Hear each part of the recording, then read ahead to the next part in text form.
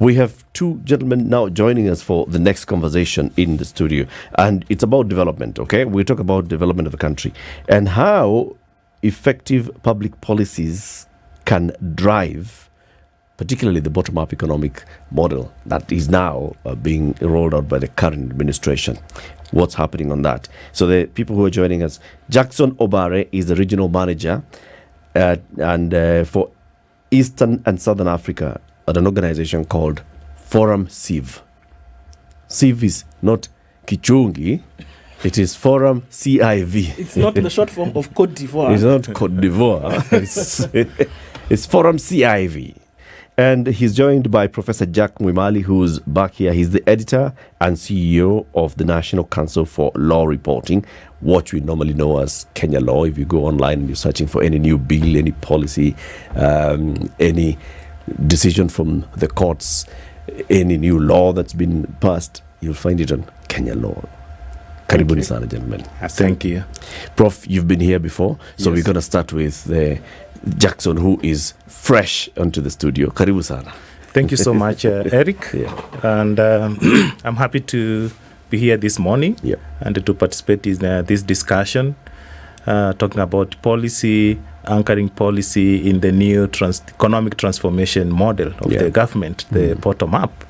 And as you've put, my name is Jackson Obare, Regional Manager for ForumCiv for East and Southern Africa, based in Nairobi. And a brief about ForumCiv, because we were discussing this CIV, is it wherever? Yeah, is it 104? Is it 104?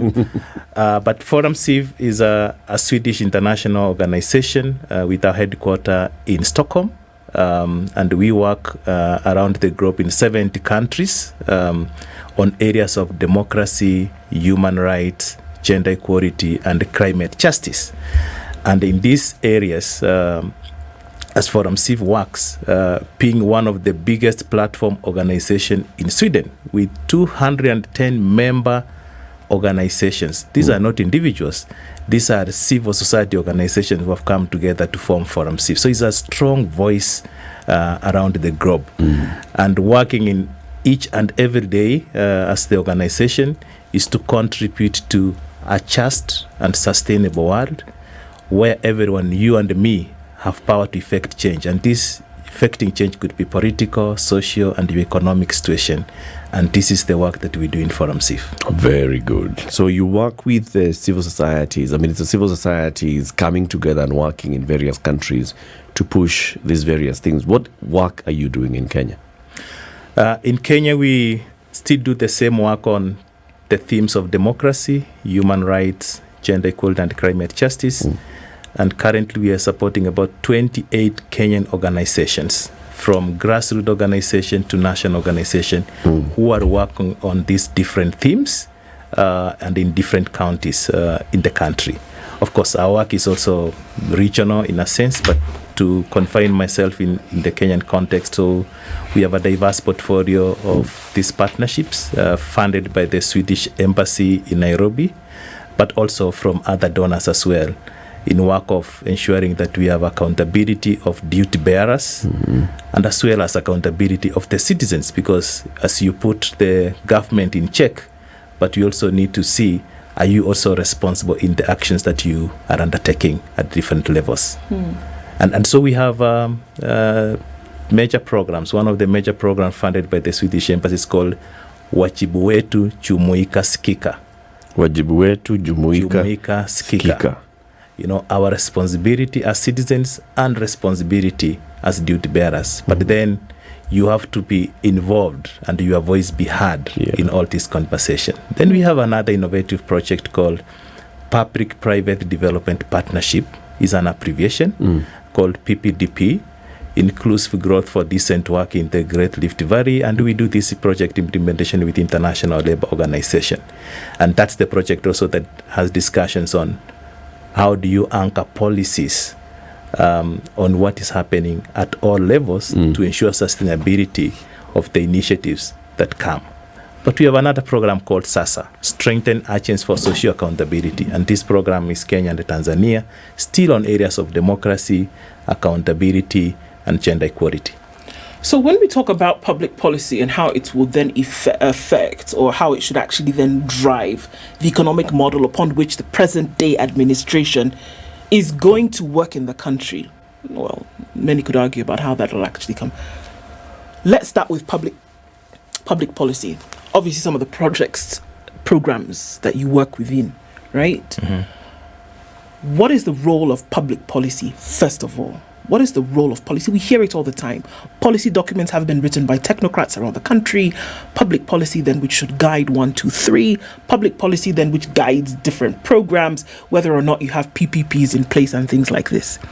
What is the role of public policy, first of all, before you then apply it to whatever model a current administration works within? For any country to prosper, for any national or regional counties that we have in place, they must have a roadmap. Mm-hmm. What is the roadmap for this particular county? And therefore, what are the guiding principles that needs to make you reach these particular destinations? So at an overall level, you're talking about a policy guideline. What guides every action you want to do, whether socio-economic or political, in this case, to transform this particular community. So it takes into account the interest of the communities, but also the interest of the government, because they have a duty to see this transformation taking place in all aspects that touches society. Yes. So, looking at the bottom-up economic model, many people have tried to define that. What do you think, or how do you think this plays out when you look at public policy in the way in which you've described it? It's involving the people at the grassroots, because at the end of the day, any policy that comes in place, the implementation is at the community level. And if the communities are not involved, because we are called this at the bottom of the pyramid, then there could be a mismatch. As we say, the Somali proverb, nothing is for us without us. So the voices have to be heard for you to have effective policies that are in place. And if I may chip in, yes, one of the emphasis that has now come in the legislative and policy-making sphere within the government is that every legislation must be anchored in a policy. That you don't want to make a law without a policy background, without a blueprint that underpins that policy. And therefore, for us, you see a situation, and you pointed it at the beginning, you have very good policies. Somebody else goes and legislates. He's not aware of the existence of that policy, or even if he's aware, he's not looking at it as a basis for that legislation. So essentially, you end up having very good policies and sometimes very good laws, but they don't speak to each other. So you have two opposing policies and laws, and therefore you end up not achieving anything that you want for the public. So essentially, what we are saying, a policy framework must be created to lead to that legislation. How do you create this policy framework? You consult the people who are affected. And that flows in the Constitution. Public participation is at the core. So the civil society, therefore, comes in. They would tell you, as members of the community, this is the gap that we think exists, and there is need for an intervention. That then is put in a blueprint that is a policy. And when you legislate over that policy, then you have a very good law that implements that particular policy. You know, Prof, I think not many people understand the metrics and what comes first and what fits where in this entire pie between policy, legislation, regulation, sessional papers, all these things. People just look at them as, okay, that's law. It's a piece of law. Just give us, as a Mwalimu, a quick rundown of what comes where and the importance of each stage. Thank you very much. Now, when you are talking about the legislative process, there is something that triggers that legislation. There is a need that must be perceived to exist for you to legislate. To articulate that need, there must be a policy. So a policy is that blueprint.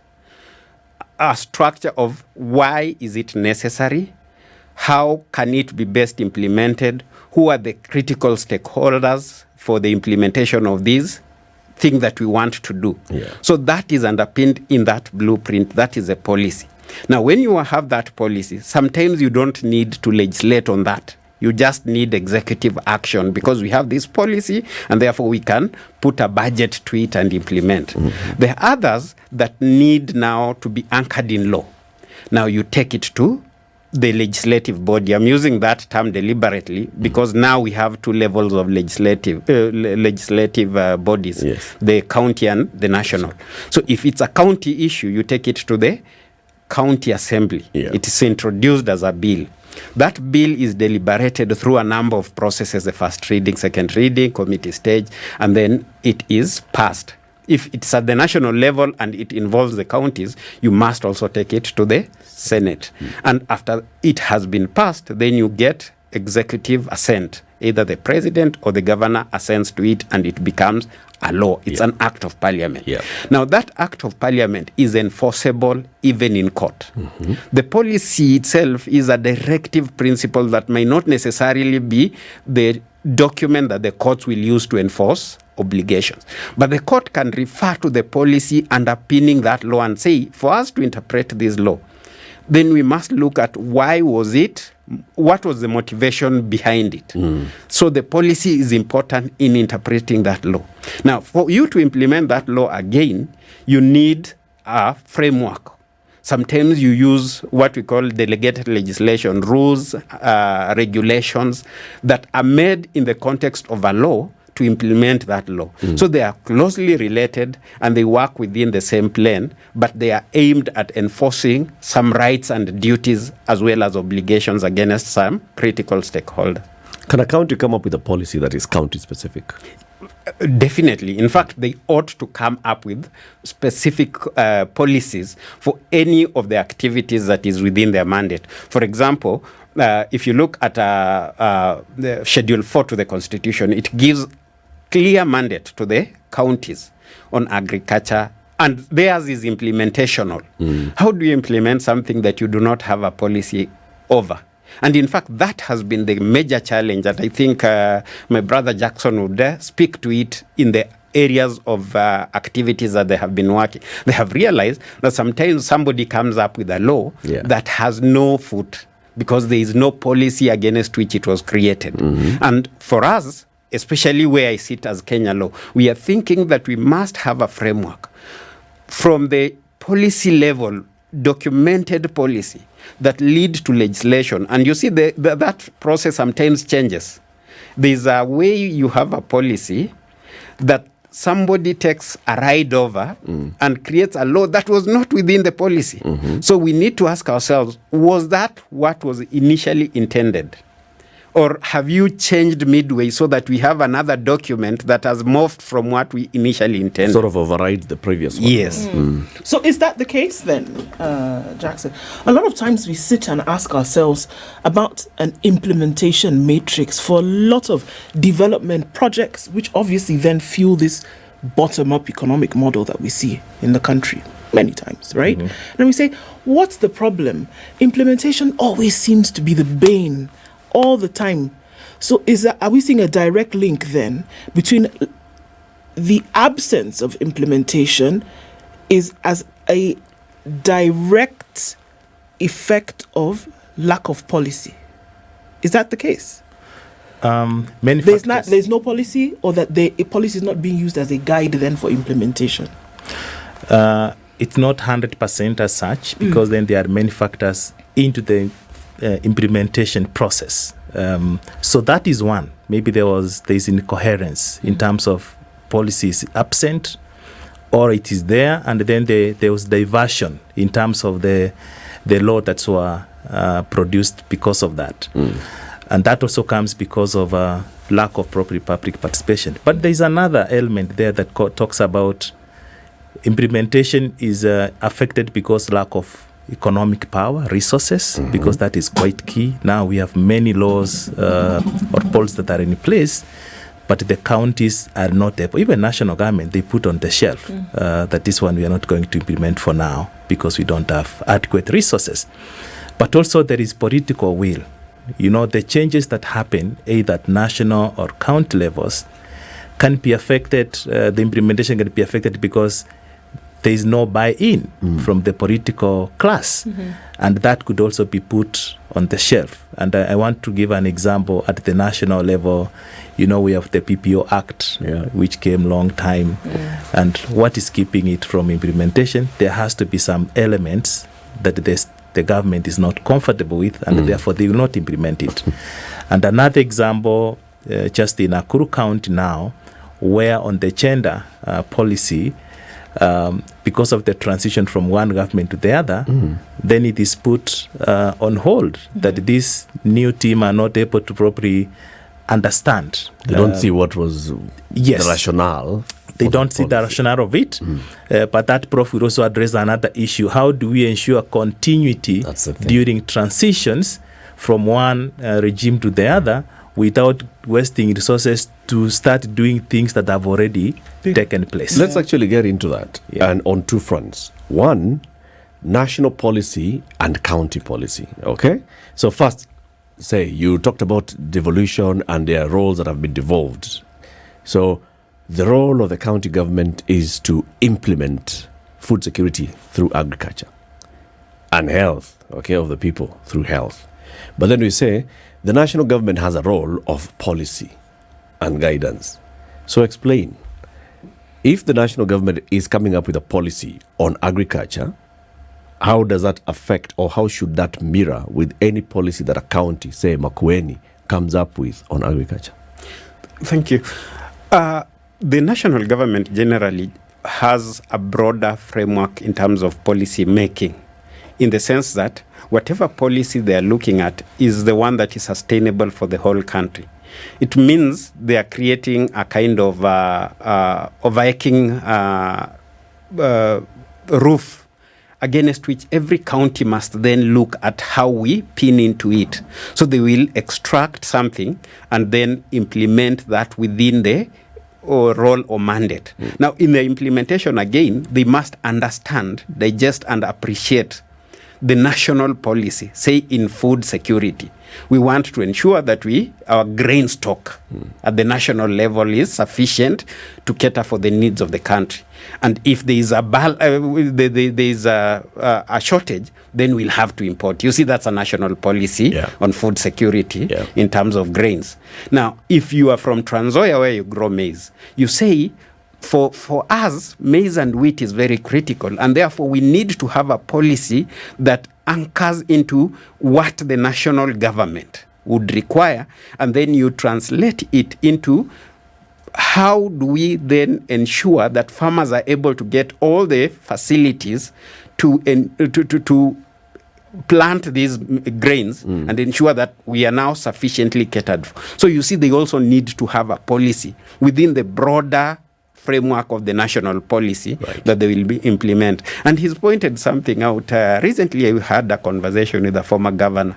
I think it was last week. And he said there was an act he gave us as an example, which they made, and they were very excited to have that act pass through the system. And then they passed. Having the act, they realized we don't have funds to implement it. And you see, if you take it to the public, they will say that we now have a law, we want that as a right. Yep. So what did they do? They put it under a shelf.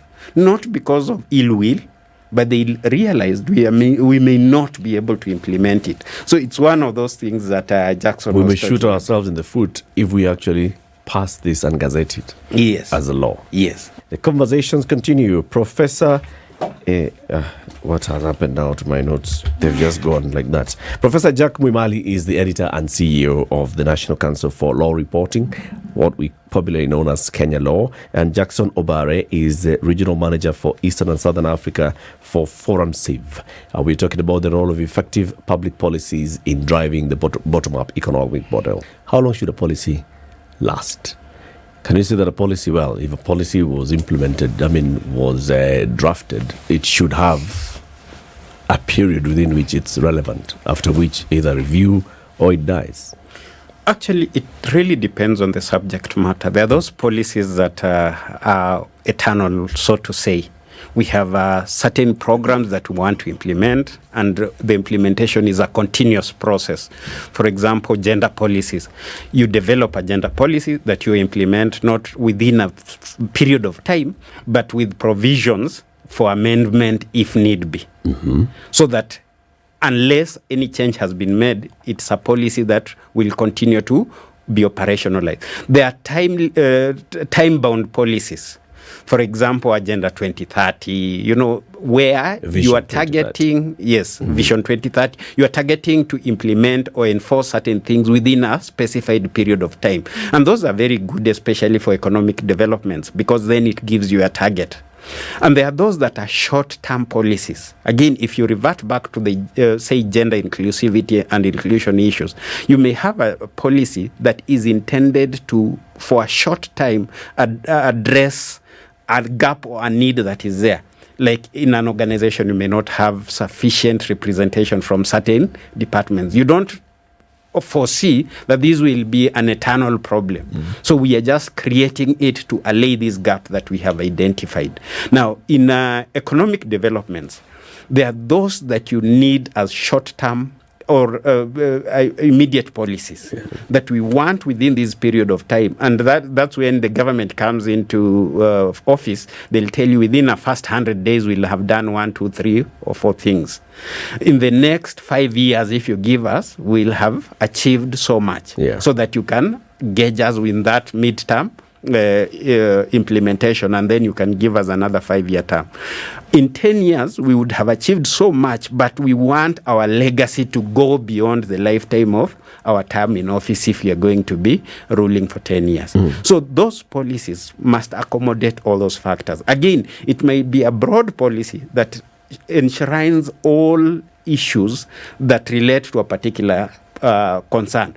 So, for example, a policy on food security should also consider environmental welfare. It should consider inclusivity and balance, so that a number of areas will be incorporated in one policy. And when you're developing that policy, then you may want to afterwards legislate on different facets or aspects of that policy. So, for example, from that one policy, you may have a gender law, you may have a agricultural implementation law, and so on and so forth, from just one set of policy. But you may also come up with a policy that is intended for a particular issue or item. So it's very specific and it is targeted for that particular issue. Yes. Okay. So now, what role then so government is responsible for putting together the policies that then they will be guided by for development and other things in the country, right? But then there are other players within this space, like you mentioned, civil society. What is their role? Thank you so much. The reason why government cannot work in silo, that we are the one who can prescribe, because then it becomes a policy prescriptive without hearing the voices of the other actors.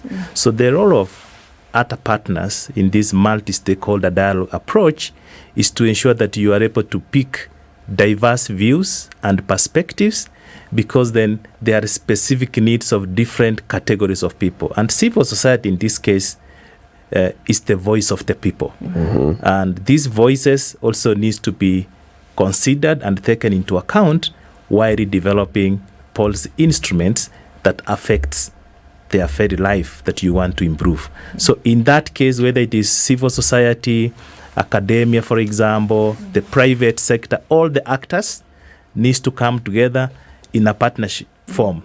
No wonder Agenda 2030 or SDG 17 talks about partnerships for sustainability. So in everything that you do, even at the national level, developing policies, that's why they call for public participation, and they want diverse participation from different actors. I'm curious as to whether then, in the cases where we have seen the lack of implementation policy.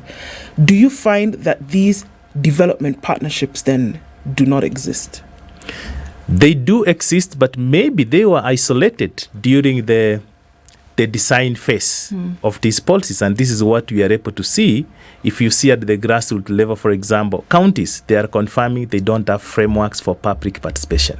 And therefore, even the laws that they are policies that are going to pass can easily be challenged for lacking effective public participation. And in this case, we are not talking about the four of us sitting in a room.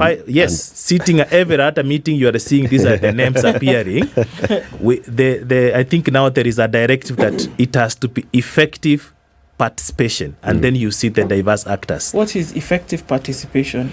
Uh-huh. And does it depend on who is saying it and defining it? Because the person who institutes it may say it's effective. People came.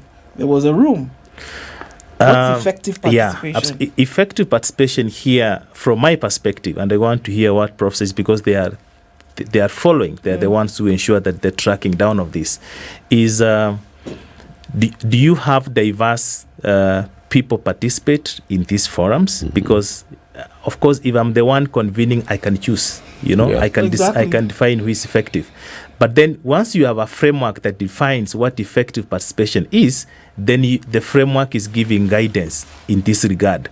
Who should be involved, for example, if you have people living with disabilities, if you have people, indigenous communities who are usually left out, how can their voices be heard? Because the policies you are going to put in place, they are going to affect them either positively, in most cases negatively, because their voices were not being heard, for example. Yes.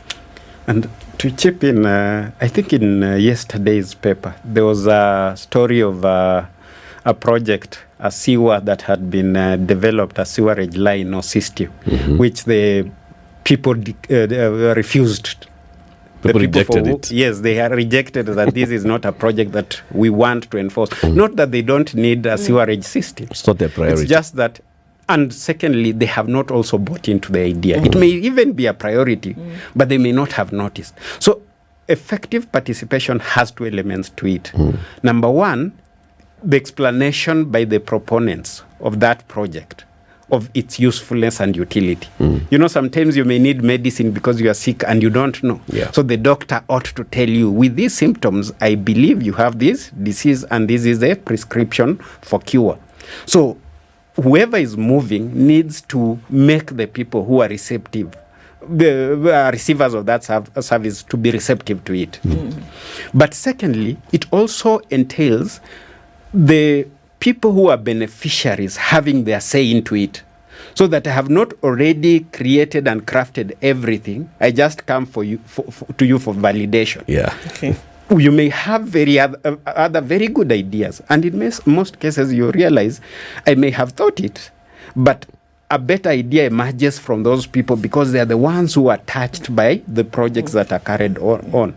I think the African saying, the wearer of the shoe knows where it pinches. Yeah. It is them that will give you and say, if you, for example, move it and not put it here, then you will have the advantage of this larger group benefiting from it. So that it was a bad idea. It's just that it can operate much better if you give audience to the voice of those who are beneficiaries of that project. A good idea can be made better. Yes. Are there instances, Prof, where we have policies that actually originated from the people? Not government drafting a policy and then saying, people, we are doing this because we heard and we thought that this is what you are saying, but actually people coming together and drafting a policy. I think now it's becoming more common, although, of course, it may not have led to legislation. For example, they're working with Narok and Nakuru counties. There was a number of projects that needed implementation. I'll give an example where there was a hospital, a police station, DC's office, all centered in a place in Suswa. And the people in Suswa were like, you see, if you go to a police station as a sick man, you are thinking, I'm not going for treatment. This is a police station. How do you have a hospital station. within the police station. So why don't we move it to a place where everyone will be comfortable to go to that hospital?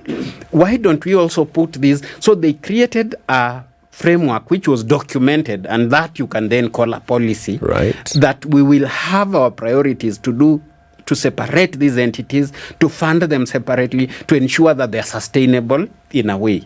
So essentially you'll find that at a grassroots level, it's starting to take shape. What we are insisting, and where I sit, is that now we want to start documenting that and base it on legislation at the national and county levels, so at a higher level.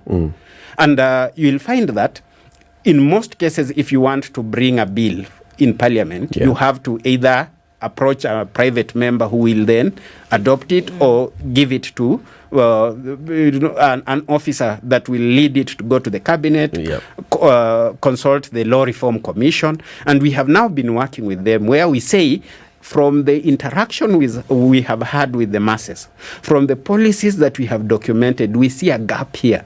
So we are kind of transitioning these policies that are generated or developed at the grassroots by giving them to the Law Reform Commission, so that they can formulate it in a manner that then it can be presented as a bill which would then become a law. So it's something that we are working towards.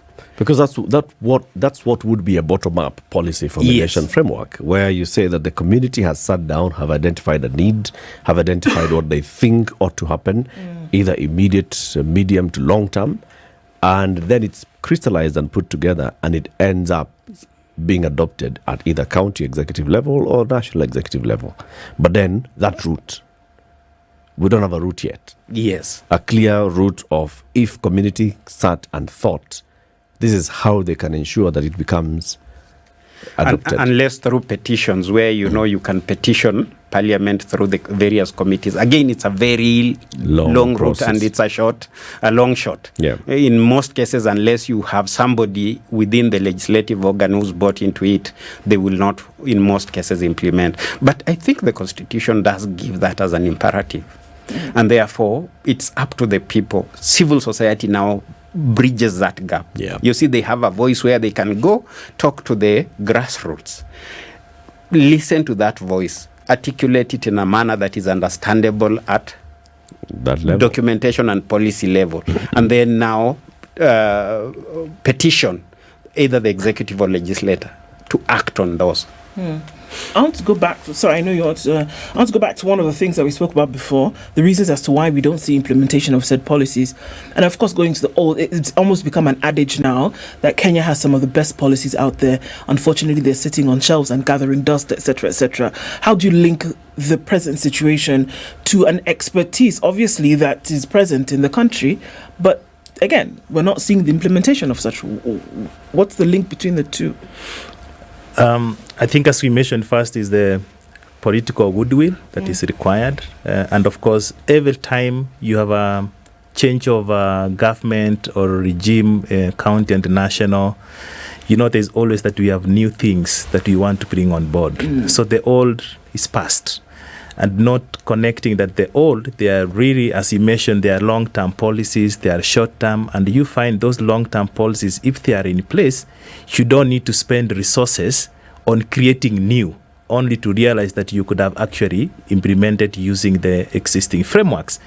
That takes resources. Everybody comes with expertise, and I think you are able to see whether you have new governors. When they come with a whole range of teams. A whole overhaul, an overhaul of the entire system, even when competences that were there could still be retained for continuity, and that also affects that kind of implementation. Then people take time to settle in offices.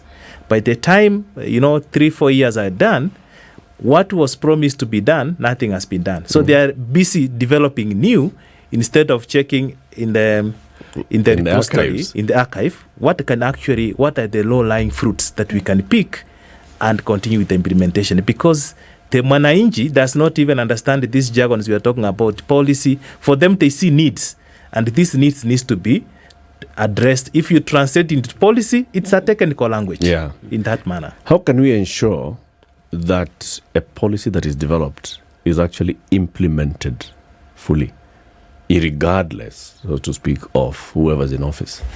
I think one of the shortcomings that we have realized where I sit is in terms of documentation, proper documentation and publication or publicizing it. And one of the things that now we are trying to do as an organization, as Kenya Law, is to actually get all these policies and then put them in a website so that anybody can make reference to them. It's accessible to all. But number two, you're not just looking to at the end product in terms of the policy that has already been formulated. We also are looking to document the process of formulation. If it is a bill, for example, we are looking at what was the initial version, and we put it in history, in memory. Yeah. What changes were made at the first stage? What changes were made at the third stage? Is it still speaking to what was initially intended? Yeah. And any person who comes to our website would then be able to access and know. And as a member of the public, then you can come back and say, that was not what we intended. Yeah. Remember, this was a policy statement. Yeah. These were the policy imperatives. The bill that is an outcome of it does not speak not to those address policy imperatives.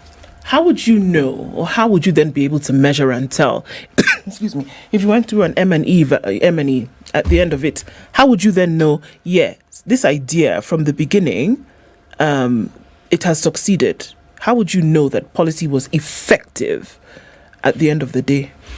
So one of the quick indicators is to see the transformations of the key indicators that have been set. For example, if the policy, for example, I want to use for Nakuru, where we supported the SME bill, and it was already, went through the process, and it's an act. And then there is MOU signed with financial institutions to be able to provide subsidized resources, loans, to the communities of beneficiaries who are being targeted, in this case, youth, women, and people with disabilities. So you can track down and say how many have actually been able to access, because the intention was to have a financing mechanism that is not highly commercial for these enterprises to thrive. So you can easily be able to track on that if you use that particular example. But also, you can have that in place and people refuse to take loans because there are those who believe, like, for example, Maasai's, you are bringing these commercial entities and they are going to take our cows. Yeah. And they will shy away and go back to the Shylocks, which is quite expensive. So the intention is to measure. There are things that you can measure, but also there are others that are difficult during implementation. Yeah. You can check it against. But I think one of the success, if you say you already have a policy in place for posterity, then it is also an indicator of success in itself, that it can also act to some extent as a deterrence of some sort of things if you are to be engaged. And I want to use, for example, anti-FGM policy, because it's a guidance and it outlaws this act, and therefore if you are engaged in, at least somebody can be able to use and say, this is what this act says, and you are in contravention of it. Okay. CIDPs. Okay, we are now in the third bunch of CIDPs, County Integrated Development Plan. It's looking at it in 5 years. These are the dreams of the people in this county, and we put it together into a booklet. And those things, I don't have the figures, but I estimate maybe about just 20% of what's in a CIDP ever even sees light when it comes to implementation. How can we ensure that a CIDP actually lives up to the ideals of why it was even initiated in the first place? Okay, that's a comment I wanted to make when he was explaining, and it's good you have asked it.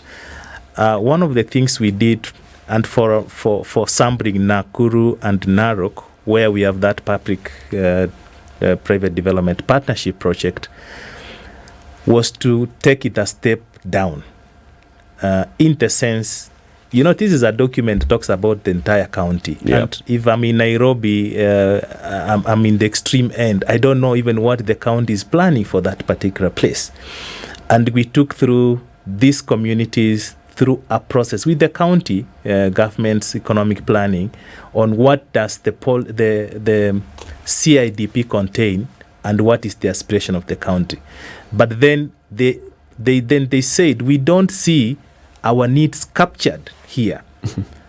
Then we went through the process of customizing for them to identify what are their needs and the priorities that are linked to the broader strategy of the county. Then we developed with the county simplified version, but specifically for those particular locations.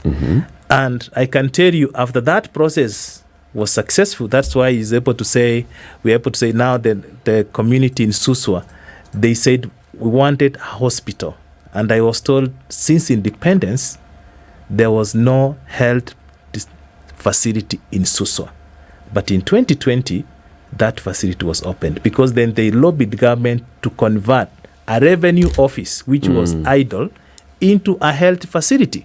And that was now something that they needed urgently, and the government implemented. Now you see at the county level, it is very broad. We want to provide access to healthcare services. Yeah. But how does it translate to the lowest? And then there's another community, still from Nakuru side. They said, we have a health facility here, yes, but we don't have somebody, a lab who does the tests. So whenever you are sent there, you are told, go to Naivasha Sub-County Hospital For tests. for tests, and the result come. They lobbied the county, and the county employed that person. So you could see they have really translated this CIDP into their needs, but yet they are linked to the overall CIDP. And I think if that is cascaded across, it requires a lot of resources, but if it's cascaded, you can for sure see development. And that's why some funds go back to the National Treasury because they were not spent. Lack of absorption. Because downstream prioritization has not been done. Not happened. Yes. So I think there are two things to it, to what he's saying. Number one is that you need to translate these documents into words or into something that people would understand. You may have these ideals that you have put in a document, but those ideals are not understood by the people that it is intended to benefit. So you need to translate it in a language that would be understood. That's the first part. The second one is also vigilance. You need to also follow up. You see, sometimes you tell people, we have a public participation forum. Nobody bothers to go. Yeah. Or a few of them go. And then after you've gone, what next? If they have not followed it and it's documented, there's evidence that we said this was the priority for this year, we need to make it. And that's, again, a role that I see we complement with the civil society, where they also have to lobby for implementation, and they also have to hold to account. Because sometimes we are blamed in government because we have so many things we are doing. It's not just that project in Susu. We have so many locations and districts, and therefore whoever is on our face is the one that we gets the priority. So that would be, the people should actually now be in our faces. That is the wajibu wetu. Yes. Kujumuika. Ndio tusikike kabisa. Bas. Thank you very much, Jackson and Jack, for joining us. Thank you so much. Asante sana. Jackson Obare is a regional manager for Eastern and Southern Africa at ForumCiv, and Professor Jack Mwimali is the editor and CEO of the National Council for Law Reporting, also popularly known as Kenya Law. We have just learned a lot about, the need for public policy, effective public policies, and public policies that then can be implemented, and why we all need to participate in these conversations, and why the civil society also has a big role to play. They're not evil. They have a lot that they can help us with. This is the Situation Room, the only way to start your day.